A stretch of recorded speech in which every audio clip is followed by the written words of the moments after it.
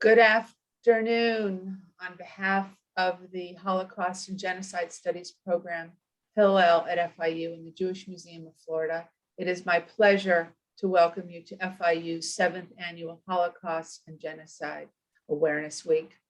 I am Nancy Cohen, Assistant Director of the Jewish Museum of Florida-FIU, and I will be introducing today's event, the dedication of the rescued Czech Torah scroll.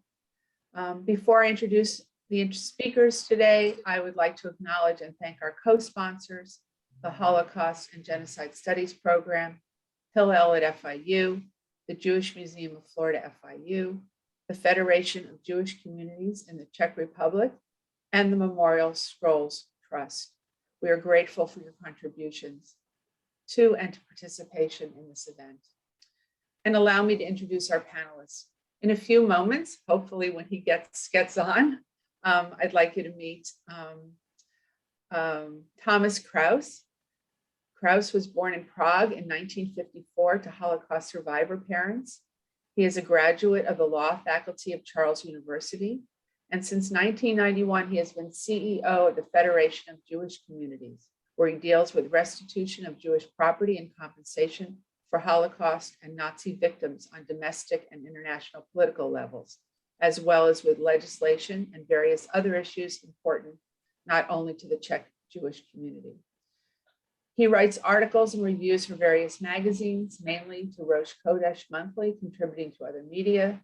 He is also a commentator on Czech TV, radio, and other broadcasting stations. Since the 90s, he has taught at New York University and other education programs in Prague. And he is a founding member of the Czech-German Discussion Group, Forum, COB of the Center for Documentation of Nazi Looted Art, founder of European Shoah Legacy Institute, past president of World Jewish Congress and European Jewish Congress, past president of the Society of Christians and Jews, member of the executive of B'nai B'rith Europe, and president of B'nai B'rith Renaissance Prague. He has been working with American Jewish Committee since the 90s, participating in many AJC projects. And since 2018, he has served as the official AJC representative in the Czech Republic. Following Mr. Kraus, or probably before Mr. Kraus, we'll hear from Jeffrey Ornstein from the Memorial Scrolls Trust. Mr. Ornstein was born in England in 1940 and evacuated at 6-month-old to New Zealand and returning to London in 1946. Following his father's death when he was 14, his mother remarried and they moved to South Africa until 1960. He attended Witwatersrand University and left as he was anti-apartheid, and he spent 3 months in Kibbutzim, Ein Dor, and Nahal Az. He owned and operated UK garment business for over 30 years and traveled extensively to the Near East and other countries. Since 1980, at Westminster Synagogue, Ornstein was honorary membership chairman for 30 years, subsequently chairman for 7 years, and has been chairman of the Memorial Scrolls Trust since 2015. And with that, let me hand over the moderation details and the rest of the program to Susan Pasternak. She's the executive director of the Jewish Museum of Florida-FIU. Susan. Thank you so much, Nancy, for that very thorough and informative introduction. And welcome all to today's dedication ceremony. I'd like to just take a moment to make a special thank you to Lauren Muffson, who works as a volunteer for the Memorial Scrolls Trust and who was instrumental in ensuring that this very precious Torah came to our museum. I'd also like to announce that because we've had so much trouble getting Mr. Kraus online, the director of Holocaust Studies and Holocaust and Genocide Awareness Week, Dr. Ornstein, will be joining us. Are you there, Dr. Steer? Hi. May I turn to you for the first question I was going to ask Mr. Kraus about what life was like in the Czech Republic prior to World War II for Jews? think I actually was gonna, I'm gonna try to not steal Tomáš's thunder. Hopefully Okay. he's gonna come soon. But I thought maybe we could start just talking in reverse order from what we were planning. But maybe we could talk a little bit first about the particular Torah scroll that we are custodians of and its story. It's an interesting one because it's actually been in FIU's possession for quite a few years. And it's really just a great story of kind of rediscovering almost a lost object. The scroll was loaned, as Jeffrey, I'm sure, is going to explain shortly, was loaned to the institution through Hillel at FIU way back before the current generation of Hillel at FIU. This is when Hillel, in a previous generation, Hillel at FIU, I think they shared a lot of resources with Hillel at the University of Miami. They're very much oriented towards South Florida students in general. And they had worked with the Memorial Scrolls Trust to take custody of this particular Torah scroll. And then, interestingly enough, as things go, things change in the management at the university. And whatever plans that had been, and we don't know what they were, to display the scroll seemed to fall by the wayside. And the scroll made its way to our library archives and our rare books and manuscripts collection. And that's where it was held in custody for some time until in the last couple of years, I think, Susan, correct me if I'm wrong, but I think it was right before COVID started, we rediscovered the scroll and went through a process of working with Jeffrey to certify our custody of it and have it brought over from manuscripts and archives at the library. And that was finally done a few months ago. And we were planning on a real celebration and a show and tell, a chance to show off the Torah scroll to an in-person audience and to formally install it and dedicate it at the Jewish Museum of Florida, which is really just the most appropriate home for it within the FIU broader institutional structure. And maybe, Susan, you can say a little bit about some of the objects in the collection and why it's so appropriate. Well, we always have had a Torah on display at the museum. And currently we actually don't. And the idea that we would be able to receive this Torah that has such a rich legacy and story behind it. And there are members of our community who are family members who came from the Czech Republic following World War II. So it has special meaning for many members of our community. We tell the story in the museum of the history of Jews in the state of Florida of 1763, when the first Jews, two Sephardic gentlemen from New Orleans, came to the top part of Florida in Pensacola. And we continue to tell that story as the population of Jews moved down the state of Florida all the way to Key West and then back up to Miami. Miami was actually the last part of the state to be home to a Jewish population. And while we're not a Holocaust museum, we are part of Florida International University and very involved with Orrin and Holocaust Studies and Holocaust and Genocide Awareness Week.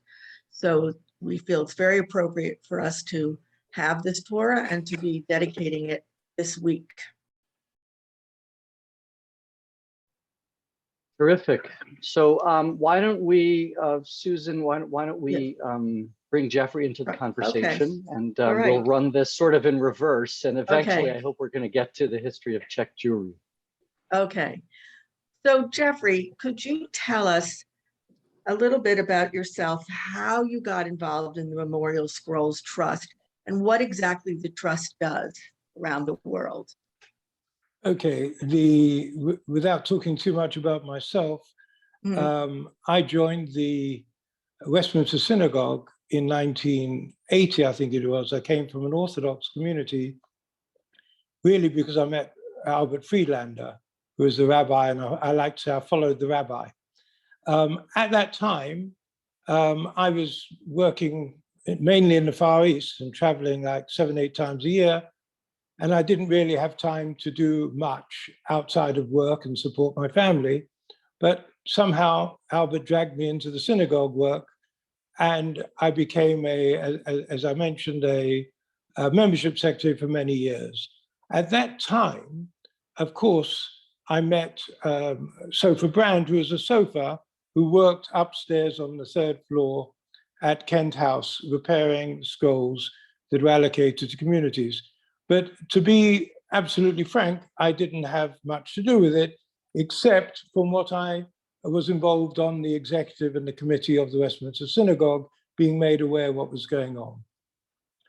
Moving very fast forward to about 7, 8 years ago, the rabbi at that time, Thomas Salomon, asked that he felt that my business experience and verve and life would help them.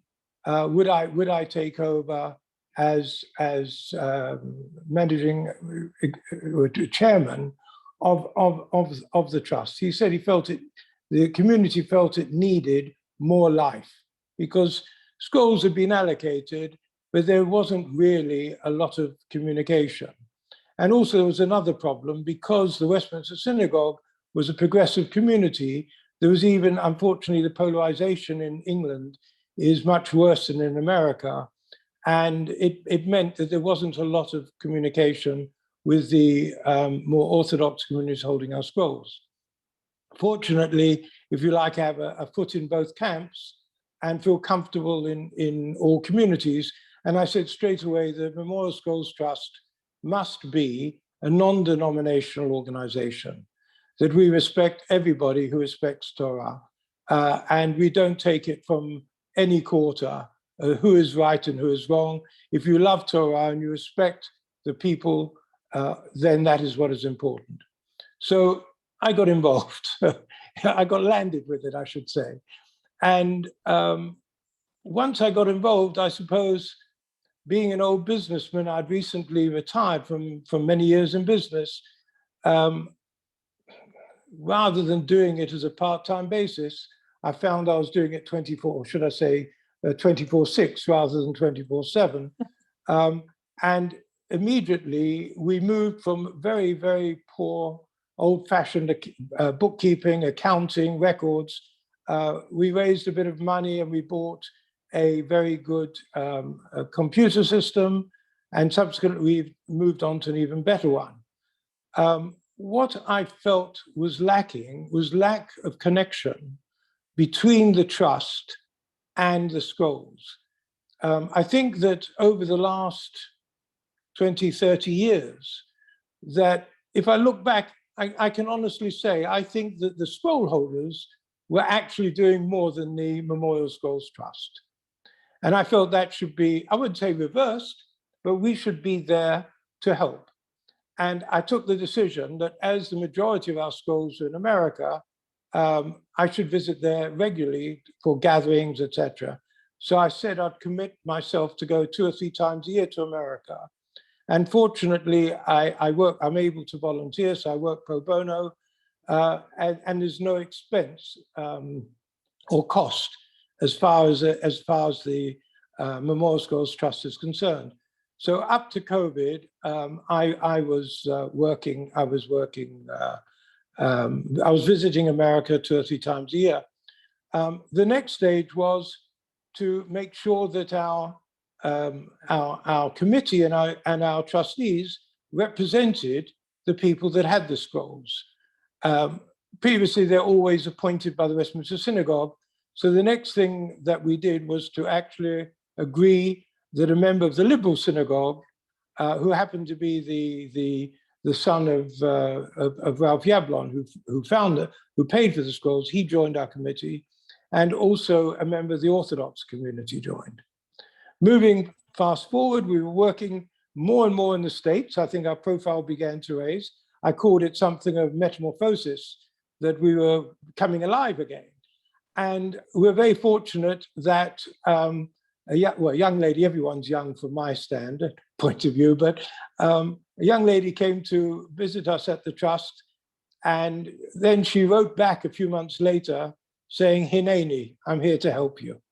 And Lois Roman, she became a trustee of the synagogue based in America.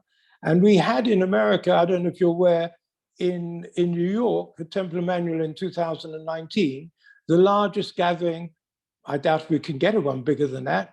We had 75 scrolls and over 800 people.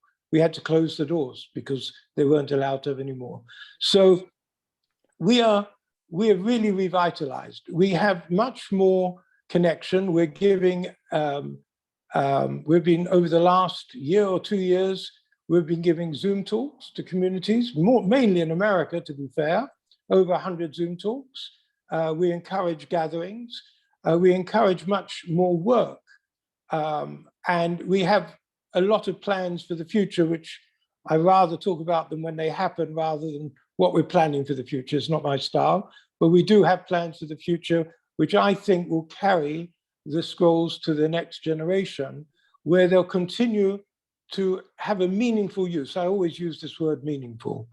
Our scrolls are found all over the world, and we're in touch now with people all over the world. Fortunately, with the improvement of technology, this makes it much easier. We now have a Facebook page, which I try to add to every week, and our newsletter, we try to publish once a month. We've now started an e-shop with books with a specific Czech Jewish interest, and we're now collecting a lot of information which otherwise might be lost. For example, I'm now being fed memoirs by people who haven't published, and the children don't know what to do with them. Very often, sometimes they're assimilated, they're not Jewish. So we're looking for these to make sure they're not lost. So that just gives you a taste. Sorry, I've not gone on too long. You mentioned something that makes me want to ask the following question. You mentioned that the son of the gentleman who first purchased the Torah scrolls joined your committee. Can you explain that history? How did that happen? That all of these Torah scrolls I was going to tell you that. I was going to tell you in the talk, but just a little bit about the people involved, because I'm going to mention. Yeah, Ralph please. Yavlon. This is the talk. Yeah. Okay, well, this is not the talk. This is about this is an extra. Okay. So I'm talking about now Ralph Yavlon. I didn't know him personally. I know his son very well. So Ralph Yavlon was a solicitor, and he was a philanthropist, but he was one of the, what I call the good guys, you know, the different levels of philanthropy in the Jewish tradition. He was a guy who gave money and didn't want any recognition. And in fact, while he was alive, he refused to be recognized. He kept no records of money he gave. He was one of the founder members of the Westminster Synagogue. And we have a beautiful collection of the Chagall windows from Hadassah, a limited edition in our library, donated by Ralph Yavlon. So he gave all the money that was required. And actually, I think that initially he discussed it with Harold Reinhardt. Reinhardt was the rabbi of Westminster Synagogue at the time. And I think, in fairness, the plan at that time was to create a Center of Judaica in London. And in fact, I believe if the truth is that he actually tried to buy some silver from the Jewish Museum, but the communists were very happy to sell Torah, which had no value for them, but they didn't want to sell silver, which of course they valued. So he gave all the money and it came to London. His son Tony, was a member for many years, and then for various reasons, he left and joined St. John's Wood Liberal Synagogue. I did not know him, but when I became chair of the trust, I was told about him, and I said that he has to be a member of our committee. Not he should be, he has to be. And he was a bit reticent. He's a bibliophile and a very quiet man. Again, I always describe Tony as a gentle man. That was the best description. You may feel I am flexing between the past and the present, which unfortunately describes his condition at the moment. Unfortunately, he's terribly, terribly ill for the last couple of years and can no longer function in a coherent way. And really, I miss him very much. I was privileged to know him for the first 5 years that he was active on the trust. And he was so happy, I can tell you that. He told his wife told me, his greatest pleasure was to know that the scrolls were really beginning to have a second life, or let's call it a third life, under the new regime. So but how did they come to be all in one spot available to be purchased? Like, how were they saved? Okay, so well, this is why I'm hesitating, because actually I prepared a sort of a 10-minute talk about the scrolls. I don't know if you want me to give that, or let's hear. We're ready to hear your 10-minute talk. Okay, why not? I'm happy. I don't know which way. I think that would be terrific. I'm sure our viewers would really love to hear the story. Okay, so let me. I put something together. I can talk 24/7, but I've tried to limit to 10, 11 minutes, which will give you some taste of what we are and what we do. So, okay, the Jewish Museum in Prague was founded in 1906 and is one of the oldest in the world. But following the Nazi invasion in 1939, the museum continued to exist until December 41, when it was turned into a warehouse for the emptied synagogues. The Prague Jewish community came under the control of what was called a Zentrumstelle, which also became responsible for the provincial communities when they were closed in March 1942. The Zentrumstelle agreed the Jewish Museum could reopen in April 42, and it also included collections from museums of Mikulov and Malada Boleslav.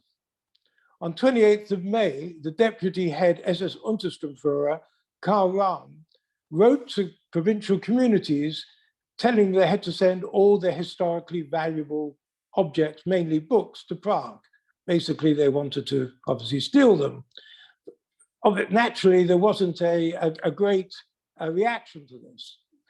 However, another letter, the Jewish community thought about this, and they arranged another letter was sent in August 42, signed by Karl Stein, which had to have the agreement of the Nazis.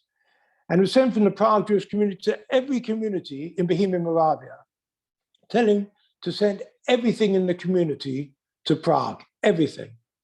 As a result, some 212,822 items were shipped from 153 collection points around Bohemian Moravia. And about 20% of those were synagogue liturgical items, which it's a unique collection and the largest of its type to survive the Shoah. For many years, it was believed the Germans had the idea to create a museum of an extinct race when they won the war. However, in the Ark of Memory, published by the Jewish Museum of Prague in 2012, it was suggested, in fact, it was the Jews of Prague who were responsible for preserving this legacy. And they give very convincing arguments. It's a long story. It's difficult. I'm told that the historians at Yad Vashem still discuss this problem. So we may never know the real truth, but the important thing is that the Judaica survived. After the war, a small number of communities reopened. I think there were about 50. But following the communist coup in 1948, all synagogues were closed. And whilst the museum remained open because they earned money from it, the communists didn't mind, the scrolls were eventually moved to a damp warehouse, completely not looked after, which was a former Michler synagogue, and they were slowly deteriorating. Now, I don't know if you're aware, but in 1962, the Jewish Museum in Prague was actually negotiating with the Israeli government to sell all the scrolls to them. And they negotiated, I think, for about a year, but nothing came of it.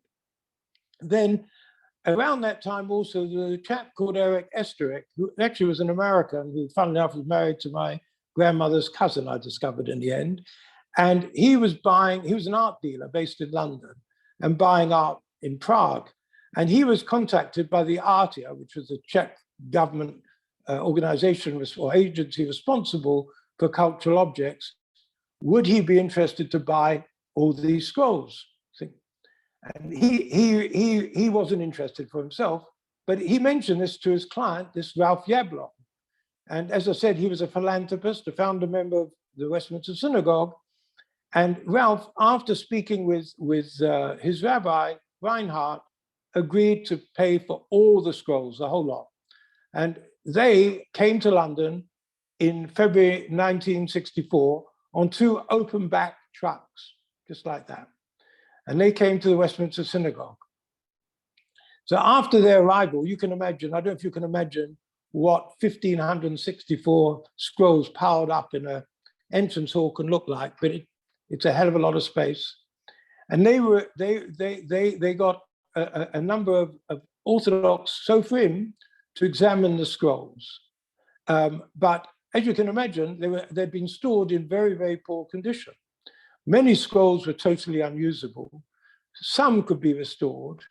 And the few that were halakhically kosher, even though Westminster was a progressive community, they were allocated to Orthodox communities around the world. Unfortunately, a deal couldn't be done with the Sofrim because there's so many and no one knew what to do, and there was probably an awful lot of money. However, a few months later, there was another miracle. David Brand was a traveling sofer from Jerusalem, and he was looking for work, and he came to London. So where did he go? To the Israeli embassy. Can you find a synagogue with a scroll? They were pretty secular. And they sent him down the road to the Westminster Synagogue saying, you may find a scroll there. So when he came in and he actually asked, he met Ruth Schaffer, who was on the door, and Ruth Schaffer's father was Sholem Ash. So she spoke Yiddish, David spoke Yiddish. He said, do you have a scroll to repair? Come in, come in. So you can imagine what he thought about seeing 1,564 scrolls. And he worked with us on and off, backwards and forwards for some 27 years. I knew him. I was always he loved kids. He was a great guy, but ultra, what we would call Haredi today. And shortly before his death, he was in Jerusalem, and our Rabbi Tomáš Salomon was in Israel, went to see him. And he asked him, how did you feel as a very ultra-Orthodox person working in a non-Orthodox community, working on scrolls that were going to also go to progressive Jews? He simply said, I was doing holy work. That's the point. It didn't matter who you are, what you are. Torah is important. In 1980, the Westminster Synagogue decided to create an independent charitable trust to carry on the work with the scrolls, which is now known as the Memorial Scrolls Trust, or we call it the MST for short. And our scrolls, as you know, are never sold. They're only allocated on long-term loan to be returned to us if they're not required, they're not used, or if a community merges or closes. They become available occasionally, and at the moment we have several requests. We must probably allocating 5 or 6 annually. And over the last 58 years, 1,400 scrolls have been allocated to communities all over the world, from Alaska to New Zealand to Argentina, and of course to the USA, where there's about 1,000 or so. So you are the biggest recipient, most important scroll holders in our collection. Our internationally recognized Czech Memorial Scrolls Museum in London displays 140 scrolls, together with 400 binders or wimples, which were not distributed except in very rare occasions. I'm not sure why, but 99% of them stayed in London, and they form one of the largest collections of their type in the world. It is incumbent upon us to remember and not to forget the past, in order that we can educate future generations about what happens when the rule of law is set aside. Those caring for our scrolls have a special responsibility, not only to remember all who perished because of their religion, but also to teach people of what can happen when we lose our sense of humanity. History books may teach us about the horrors and inhumanity of mankind when a civilized society collapses. Remembrance, however, is something different. It's very personal. We must remain cognizant of the fact that our Torah scrolls came from towns and villages and were used and revered by individuals who had names and families, but who often now only remain as a pure statistic amongst the millions who perished. Over the years, many of those involved with the loans died, and younger members of communities were no longer even aware of the precious legacy of the Czech scrolls. Prior to the internet and email, communication was difficult, and as a result, a number of the scrolls went missing, and in some terrible cases have been lost. Part of our time is spent researching for these scrolls, and I'm pleased to say we do achieve results, finding scrolls in some unusual places. Even recently, Mumbai in India, that's another story. To make sure that scroll holders remain aware of the uniqueness of their Torah, which are survivors and silent witnesses of the Shoah, we try to be in touch with every scroll holder, encouraging them to use their scrolls in meaningful ways, for remembrance and education, as well as for services. Our US director, Susan Boyer, has worked tirelessly for 20 years, well before I joined it, promoting this work. And as you very kindly mentioned, we have Lauren Muffson in your area and now a few other volunteers really making a big difference to the work that we can achieve. The MSD now has a specialized CRM database, which allows easy access to digitized files and photos, etc. And we aim for our website to become a repository of all information about our scrolls and binders, the Jewish history of the towns they came from, and the fate of their Jews. Also, where the scrolls are now and how they're being used. We've added a list of Jewish museums around the world to our website. Those museums that have a Czech scroll are cross-linked to our database. Our Czech Torah webpage project is to encourage scroll holders to add a page to their website about the scroll, its history, and how it is used now. We have now made nearly 500 reciprocal links that can be seen on a map on our website. However, our target is 1,000, so we're hoping you're going to add one soon. Almost none of our binders were distributed. However, the information about the origin was missing. Thanks to the JMP in Prague, Jewish Museum in Prague, who sent us DVDs of photos they took 15 years ago, we're now able to research their histories, linking them to the scrolls they were formerly attached to, and also the towns they came from, and even the people in some cases. Sheila Pele was a volunteer from the USA who spent months photographing places of Jewish interest in Bohemia, Moravia, with the help of Julius Muller.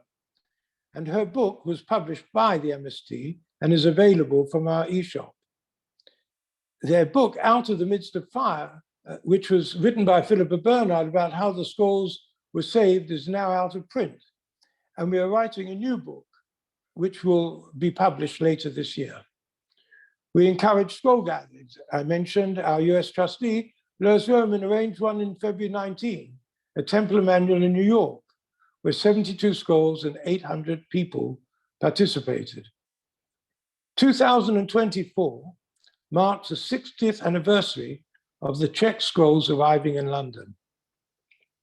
There's no doubt that had they not come to London, few would have survived to the end of communist era in 1989.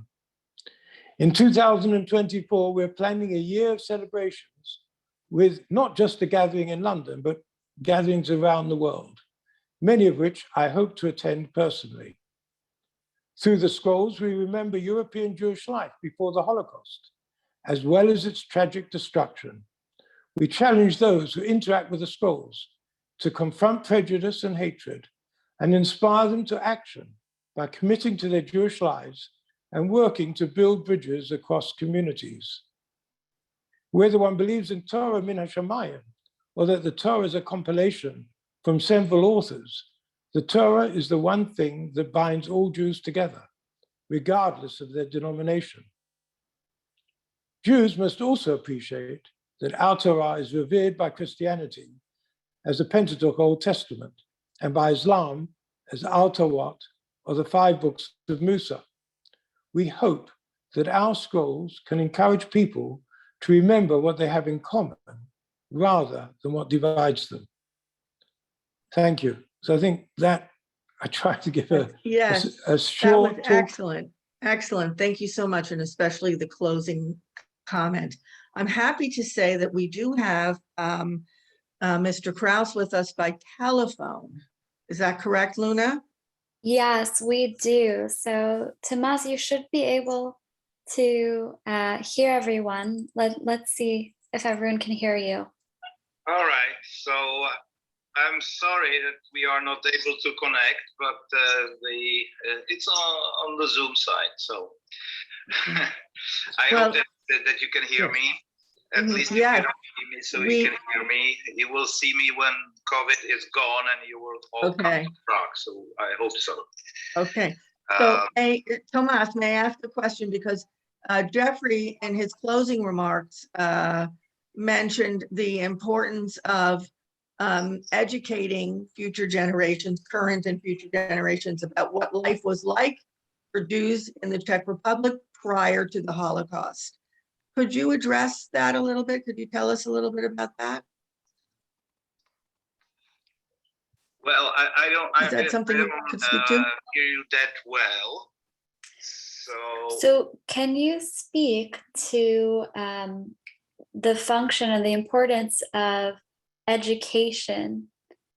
Yes. No, I was planning to do that anyway. So first of all, thank you that we are connected, even in this very turbulent time, and that you are doing the dedication. This is very, very important for us. And this is a part of what I want.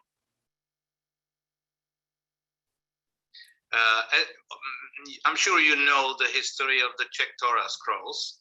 And our aim today, as the representatives of the Czech Jewish community, is that this story will not be forgotten, because the generations are coming and going, as we all know.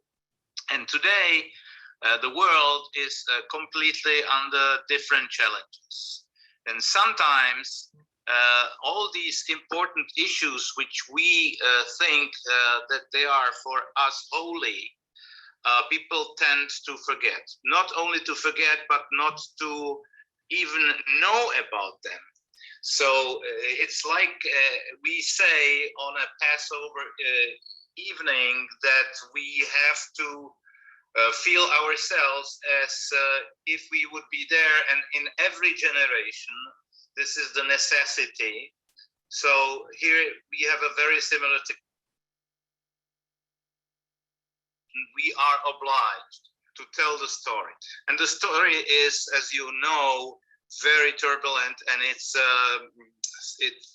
goes back to the times of this precious community, which was one of the most important in Europe, and which had like 156 Jewish communities by the year 1930, let's say, with approximately 120,000 people. And if I tell you today that our federation is consisting of 10 Jewish communities, only 10 Jewish communities with approximately 3,000 members, so you can see the magnitude of the tragedy, what we had to go through. And we, of course, our biggest suffering and tragedy was the Shoah, where we lost almost 95% of our Jewish population.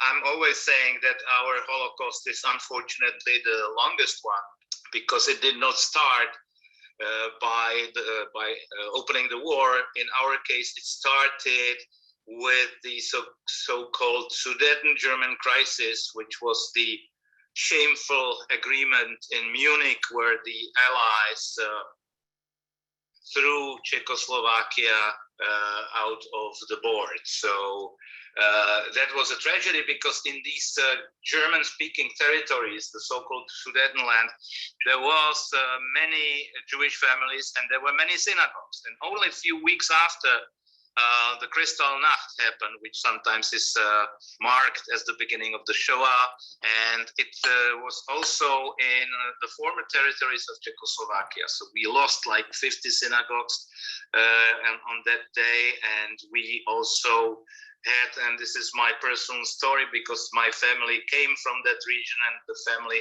of 7 children and parents had to go from that town to Prague.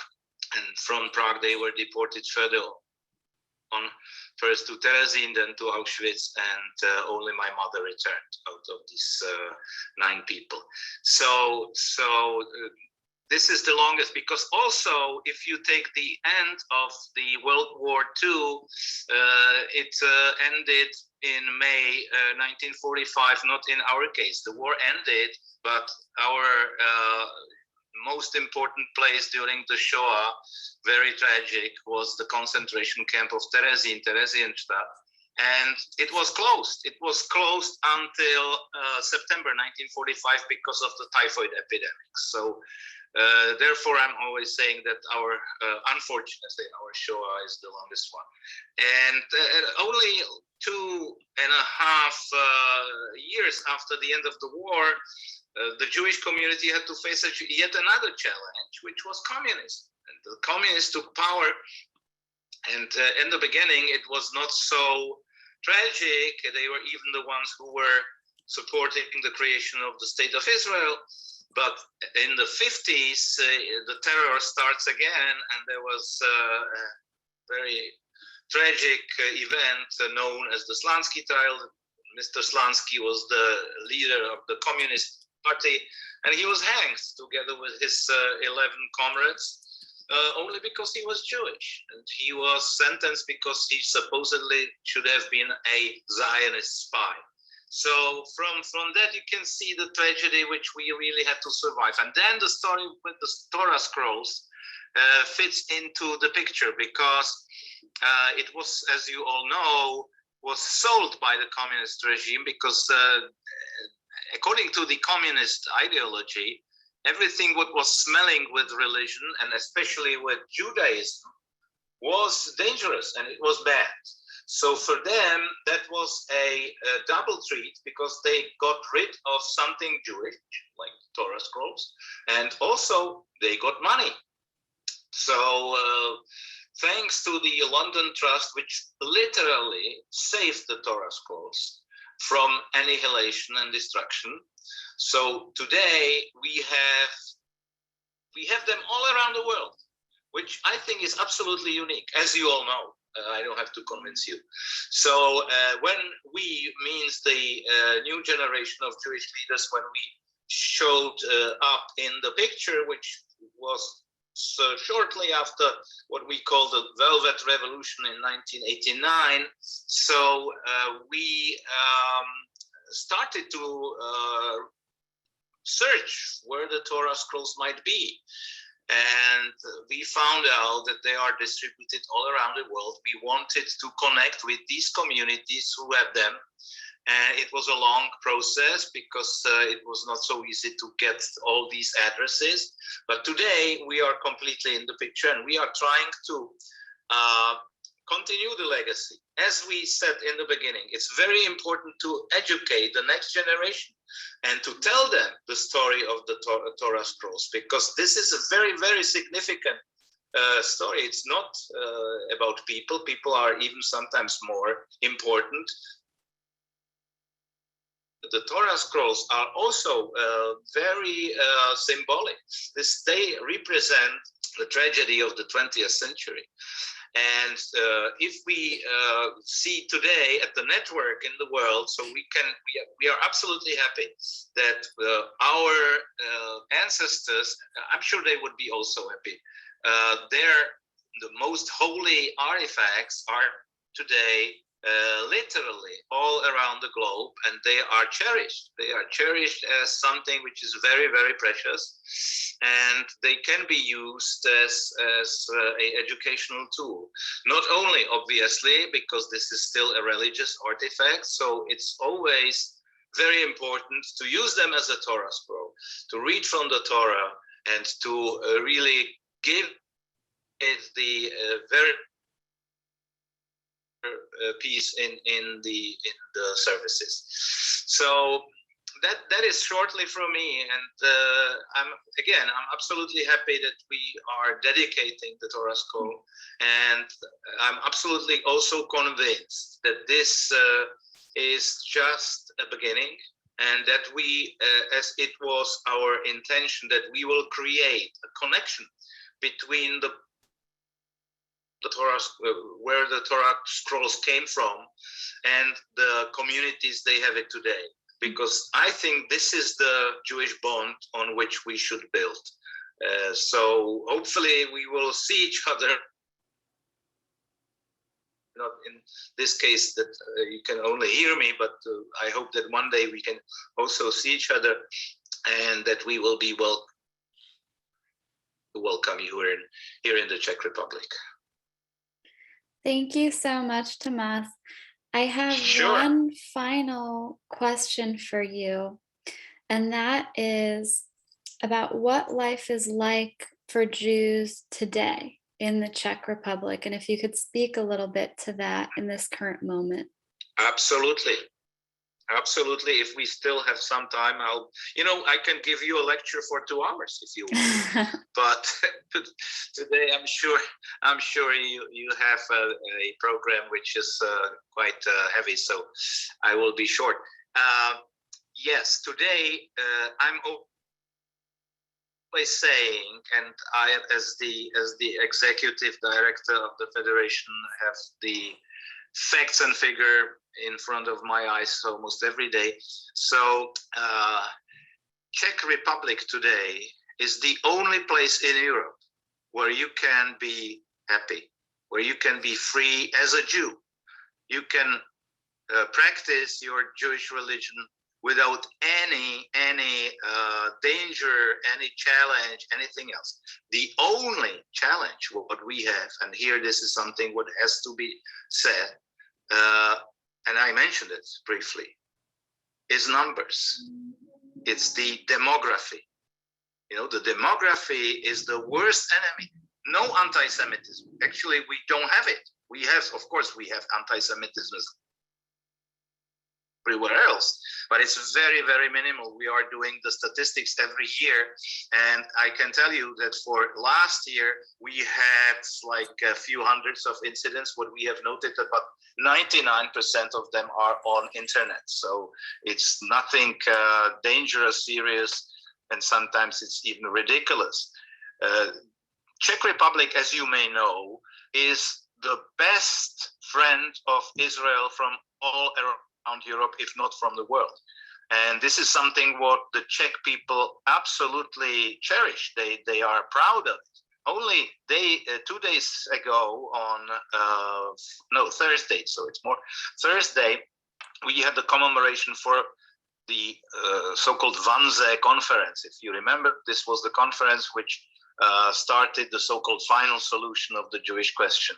It's exactly 80 years ago. It was on this romantic shores of this lake in Berlin called Wannsee, where all these officers, just bureaucrats, met under the leadership of Reinhard Heydrich, who, by the way, was assassinated, as you may know, by Czechoslovak. This is not so much known in the world, because he was also he was not only the enemy of Jewish people, but he was also the enemy of Czech people.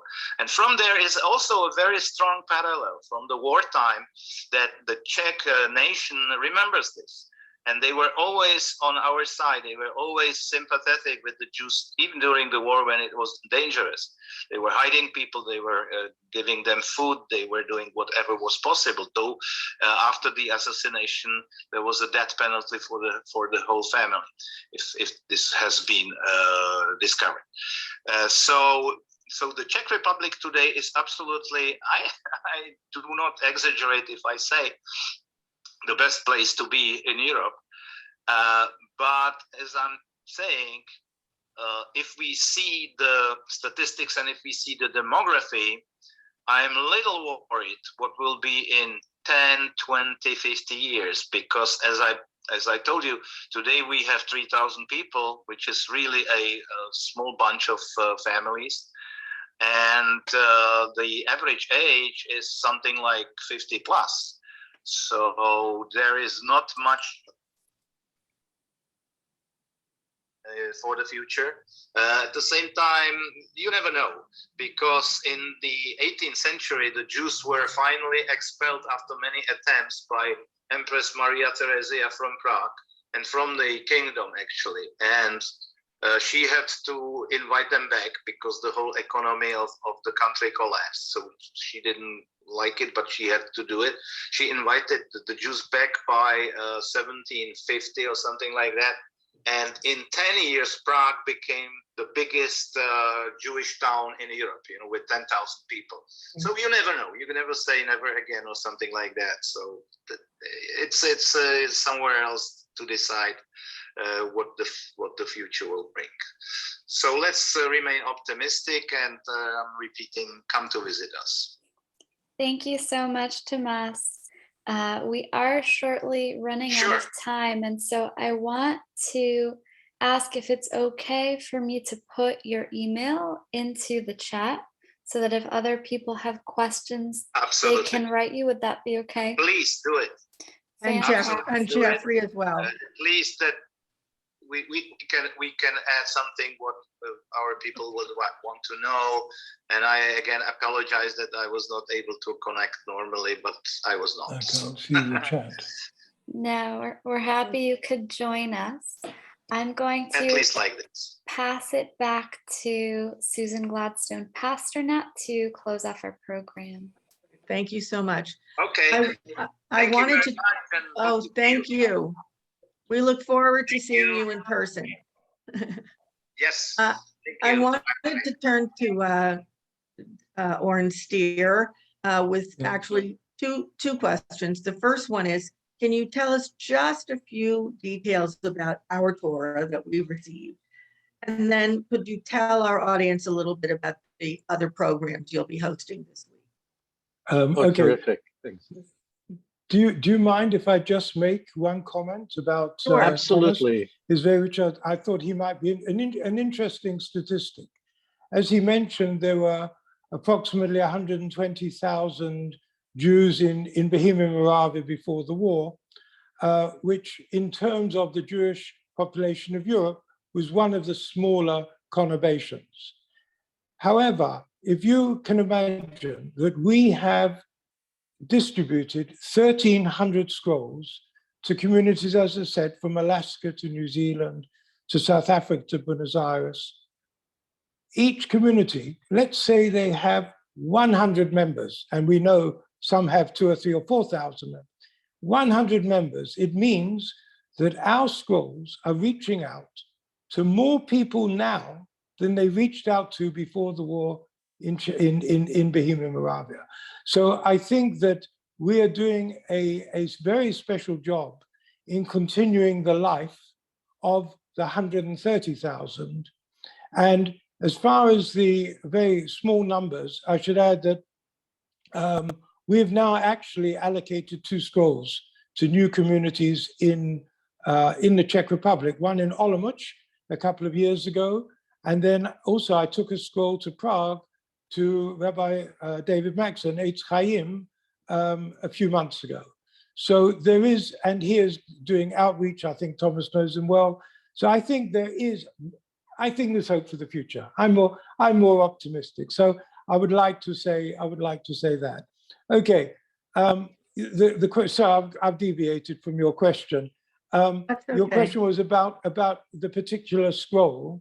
Right. I don't know if you know or if Dr. Well, Steer. I know. Well, I think there's something. I'm going to tell you a couple of things. First of all, according to our records, this scroll was catalogued during the war, 1942, 1943, in the what was then known as the Central Jewish Museum of Prague, with the number 82812. That was the catalogue number given. And when it came to London, they wanted to simplify it because there were numbers, 2 numbers, 6 numbers. So it went to 1 to 1564. It became number 797. Now, according to our the sofa that examined it, it was written in 1850. I'm a little bit reticent about giving dates because I believe now the only way to really know the date is carbon dating. And even when you carbon date, we've had a scroll carbon dated at the 13th century, which paleographers are saying is written a few hundred years later. So the date is very much, it depends how much you know. Now, this particular scroll is very unusual. And the reason is this.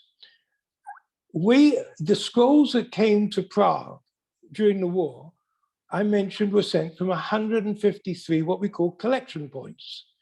So we refer to the provenance as the town they were sent from. Now, many of those towns only had 1 or 2 scrolls, but we may have received 20 or 30, like Domyslice, where I think we had 30, and they never had more than 100 Jews living in the town. It happened to be an anti-Semitic town. Recently, we discovered some archives which allocated 11 scrolls to another town nearby. Who knows where they came from before that? But in your case, your scroll, I think, is one of only 4 that came from the Kraus synagogue. And so it is almost certain you have a genuine provenance, a unique provenance of the synagogue your scroll came from. So I think that is, it is really, you have something very, very special. I always tell people, don't rely on the provenance. It could come from one of the villages around. No, not in your case. You've got a Kraus scroll. So, That's and I believe that, thank you. I believe the clough is about is 28-inch high, so it's quite a large scroll. Yes. I want to get some more photos of it in due course. So it's one of our projects. You talked about projects. One of our major projects, going to the second part of your question, I call it the 2024 Torah project, which is a very, very ambitious project. One thing is we want to do is we want to have gatherings all around the world. So East Coast, West Coast, South Coast of America, South America, Australia, Israel, wherever people are holding the scrolls, we're hoping to have gatherings. And of course, in the Westminster Synagogue in London. Now, the project that I like, gatherings are wonderful, but I like a little bit more about the Torah, which is so important. So we have this unique collection of 1,500 odd scrolls, nothing like it anywhere in the world.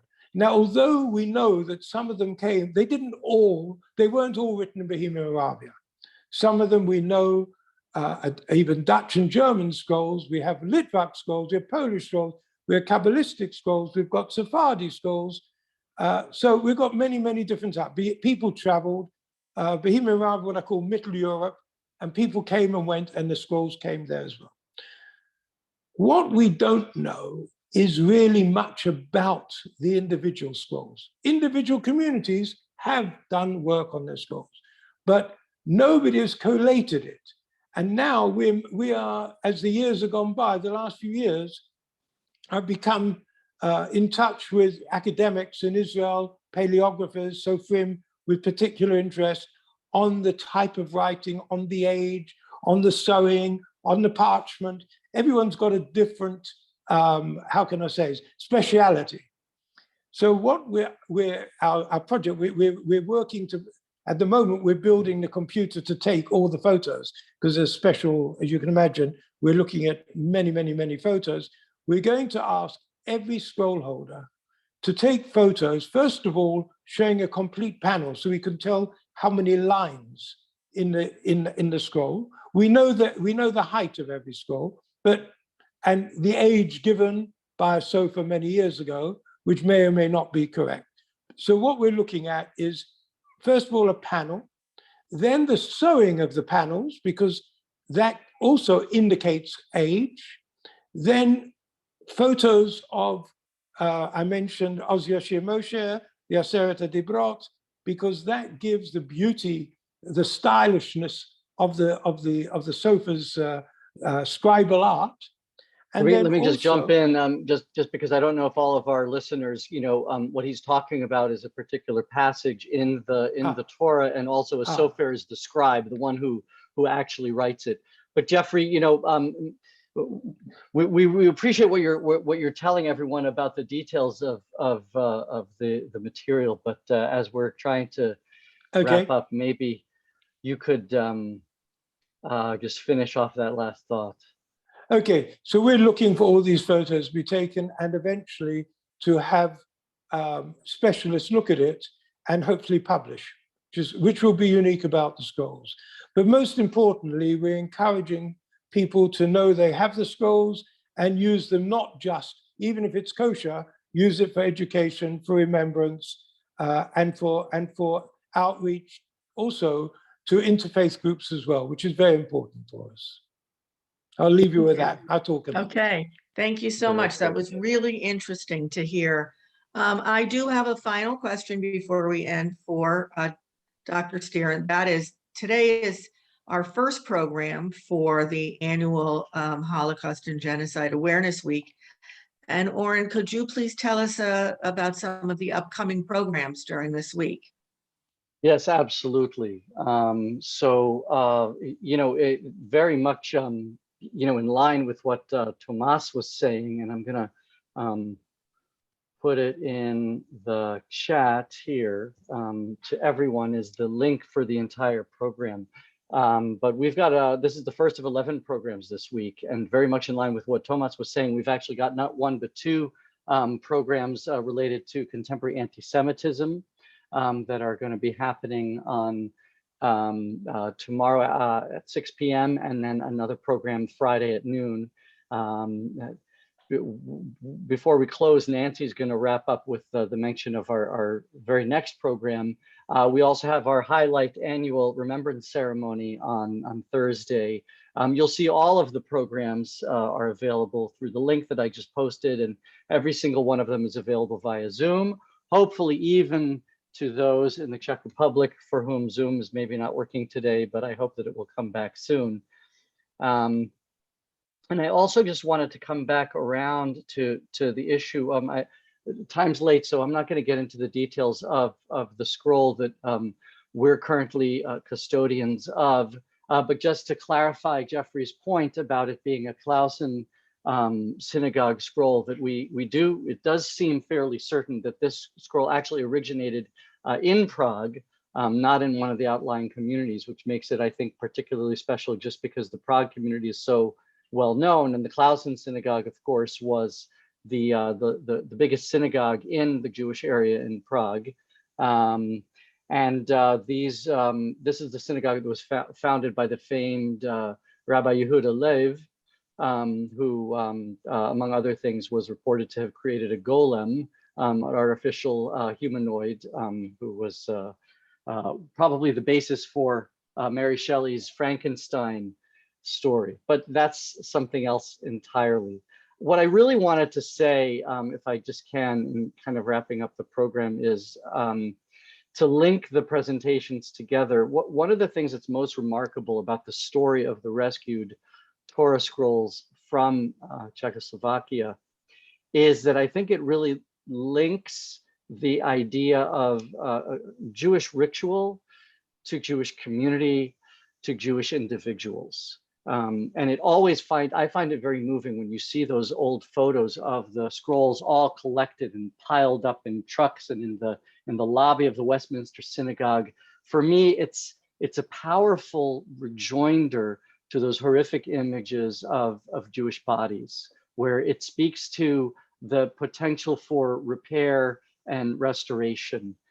We see these Torah scrolls, they represent so much in Jewish cultural and religious life, and we see them in this terrible state, and our hearts break to see that kind of damage. But at the same time, we see the potential for them to be repaired, for them to be restored, for them to be sent to Jewish communities all over the world that will love them and cherish them and bring them out on special occasions and let Jews and non-Jews see the endurance and the continuation of Jewish culture and Jewish religion, despite everything that we as a people have been through. So for me, seeing the scrolls and understanding their background and the history connects so much to the history of Jews in Europe, and also the Jewish ritual objects that thankfully through the work of the Memorial Scrolls Trust and through the work also of people like Tomáš in Jewish communities far and wide, keeps them present and keeps them active and keeps them and preserves them for future generations. So I personally, having invited both Jeffrey and Tomáš to participate in this panel, I just want to thank you from myself, Thank you. as the director of the program, for coming. Thank you from us at the Jewish Museum of Florida-FIU. And Nancy?